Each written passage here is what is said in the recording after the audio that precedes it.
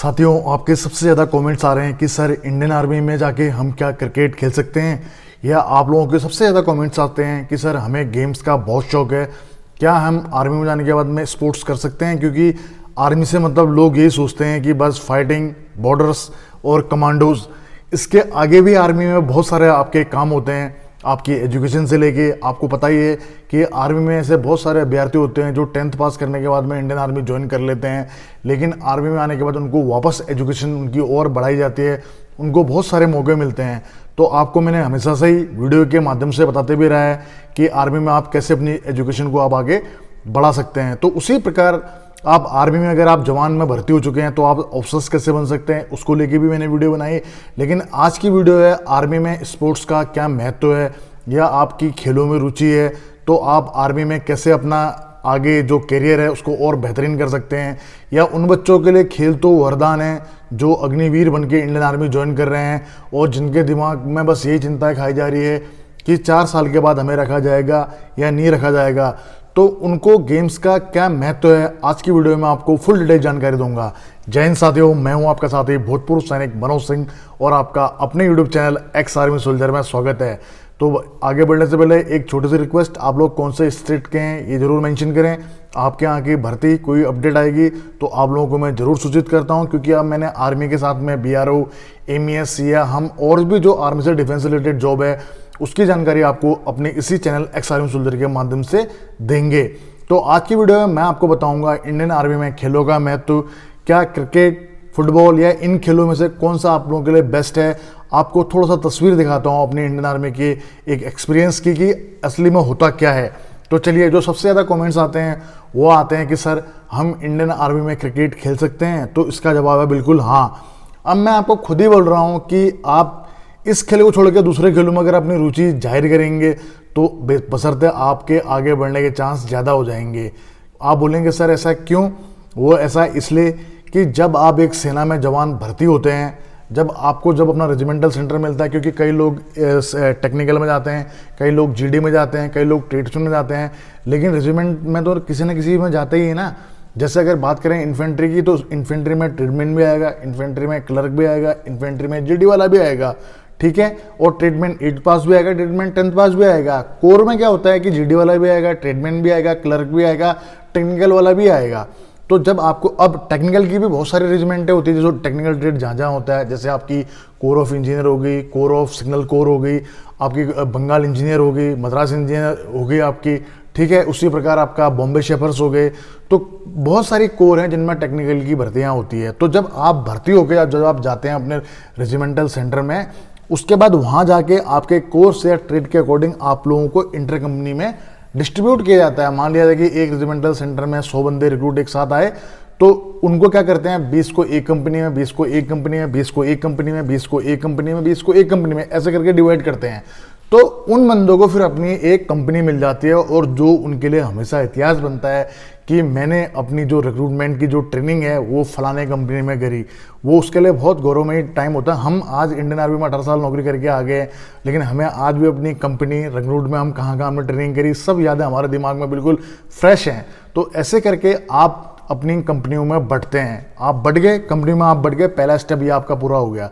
उसके बाद आपकी ट्रेनिंग चलती है। ट्रेनिंग के साथ साथ में सेना में 3 चीज़ों का बहुत बड़ा महत्वपूर्ण रोल है। सबसे पहले आपकी ट्रेनिंग, दूसरा आपका स्पोर्ट्स, थर्ड आपका फायरिंग सेकंड में, स्पोर्ट्स आप थर्ड में रख सकते हैं। क्योंकि आप बोलेंगे सर फायरिंग क्यों? फायरिंग स्पोर्ट्स में भी है क्योंकि कंपटीशन होते रहता है, प्लस फायरिंग का मेन मकसद ये होता है कि हर एक सैनिक की फायरिंग अच्छी इसलिए होनी चाहिए क्योंकि एम्युनिशन बहुत महंगा आता है। और इंडियन आर्मी में अगर आप खासकर इन्फेंट्री में है तो वहाँ एक ही मुद्दा होता है, एक गोली एक दुश्मन, यानी कि आपकी गोलियां भी बर्बाद ना हो, आपकी ट्रेनिंग इस कदर मजबूत हो कि आप एक गोली में एक दुश्मन को गिराने का मादा रखते हो। तो आपको इस हिसाब से आपको ट्रेनिंग दी जाती है। अब आप इंटर कंपनी में चले गए, रंगरूटी के टाइम से आपका हफ्ता स्टार्ट हो गया, 0 week, first week, second week.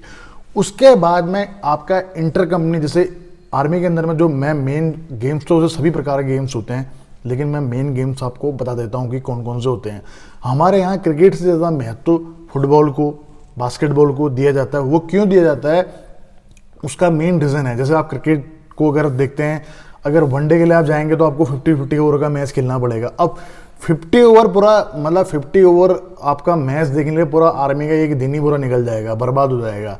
तो ठीक है, तो इसलिए क्या होता है, बहुत लंबा टाइम लग जाता है, तो इसलिए इसकी महत्वता थोड़ा सा कम हो जाती है। उसके बाद में नेक्स्ट फॉर्मेट में आ जाए T20। 20 ओवर भी बहुत काफ़ी लंबा टाइम होता है आपका। 20 ओवर एक टीम खेलेगी, 20 ओवर एक टीम खुलेगी। तो ऐसा नहीं है कि अपनी आर्मी में क्रिकेट नहीं खेला जाता है, खेला जाता है। अपनी आर्मी की टीम भी है, रणजी में भी परफॉर्म करती है, लेकिन फिर भी जो आगे बढ़ने के जो चांसेस हैं वो और गेम की अपेक्षा क्रिकेट में कम है। बता दिया है क्यों, क्योंकि टाइम की महत्वता ज़्यादा है और टाइम इसमें बहुत ज़्यादा लग जाता है। अब जैसे अब आपका हो गया, अब आपका क्या होता है, फिर इंटर कंपनी में गेम चलते ही रहते हैं। अभी मान लिया जाए आ गया अचानक से फुटबॉल का, तो फुटबॉल में जैसे एक कंपनी में होती है, आपको पता है कि फुटबॉल की स्ट्रेंथ भी ज़्यादा होता है लेकिन टाइमिंग इसका कम होता है। तो इंटर कंपनी में आपका एक कंपटीशन हो जाएगा, भाई फलाने डेट से इंटर कंपनी कंपटीशन शुरू हो जाएगा फुटबॉल का, ठीक है। फिर कंपनियां Alpha, Bravo, Charlie, Delta, Echo, आपस में इनका क्या होता है, इंटर कंपनी मैच चलते हैं। तो फिर मैच में परफॉर्म करते हैं, फिर नॉकआउट में लोग बाहर होते रहते हैं, ऐसे फिर सेमीफाइनल, जो फाइनल उठाती है इंटर कंपनी, तो फिर उनका परचम, जोश बिल्कुल परचम पे होता है, ठीक है। और उनके यहाँ बोर्ड लगा रहता है कंपनी वाइज की फलानी कंपनी ने वर्ष इतने इतने में ये ट्रॉफी उठाई, तो कंपनी के लिए भी गौरव में इतिहास हो जाता है और हर एक रूट के लिए भी एक वो सपना होता है कि मेरी कंपनी हमेशा चैंपियन रहे। तो एक कंपटीशन की भावना पैदा की जाती है। इस महीने फुटबॉल का करा दिया, अगले महीने बास्केटबॉल का करा दिया, फिर रेसलिंग का करा दिया, कभी घातक का करा दिया। तो ऐसे करके हमारे जो कंपटीशन होते हैं पूरा, जब तक आप ट्रेनिंग करोगे आपको हर महीना कोई ना कोई गेम्स का आपका कंपटीशन होता रहेगा। गेम्स का, फायरिंग का, घातक का कंपटीशन जो होता है वो क्या करता है, वो एक आदमी में जोश जुनून पैदा करता है, पहली चीज़।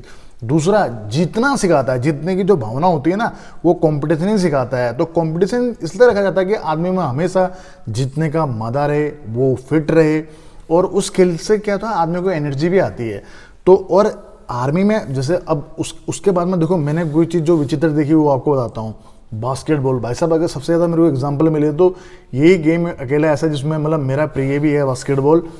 मैंने ऐसे बहुत, मैं एक पहाड़ी क्षेत्र से बंदा हूँ, शायद हमारे यहाँ पर बास्केटबॉल कोर्ट है नहीं, और बास्केटबॉल आपने देखा होगा यार, अमूमन और गेम की जो अपेक्षा है बास्केटबॉल कोर्ट बहुत कम लोगों को अपने जीवन में खेलने का मौका मिल पाता था पहले। अब तो शायद सब जगह स्पोर्ट्स अकेडमी ये सब चीज़ें हो गई है। मैं अपने टाइम की बात कर रहा हूँ, 99, 98, 97, इस टाइम पे जब हम लोग 9th 10th में पढ़ रहे थे, तो तब के बाद मैं बता रहा हूँ कम हुआ करते थे। लेकिन उसके बाद में आर्मी में फिर चलता है इंटर कंपनी, यही जैसे आपको मौका मिला, फिर बोला जाता है अब खेलते तो 5 ही हैं, लेकिन जो इंटर कंपनी में जो तैयार टीम होती है, प्लाटून वाइज तैयार टीम होती हैं, तो 10-15 की टीम होती है, फिर उसमें छटते फिर मेन कंपनी की टीम बनती है।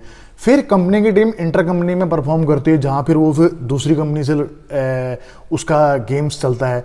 तो आर्मी में अपने जो हर कंपनी में बास्केटबॉल के आपके जो सीनियर्स होते हैं वो आपको ट्रेनिंग देते हैं।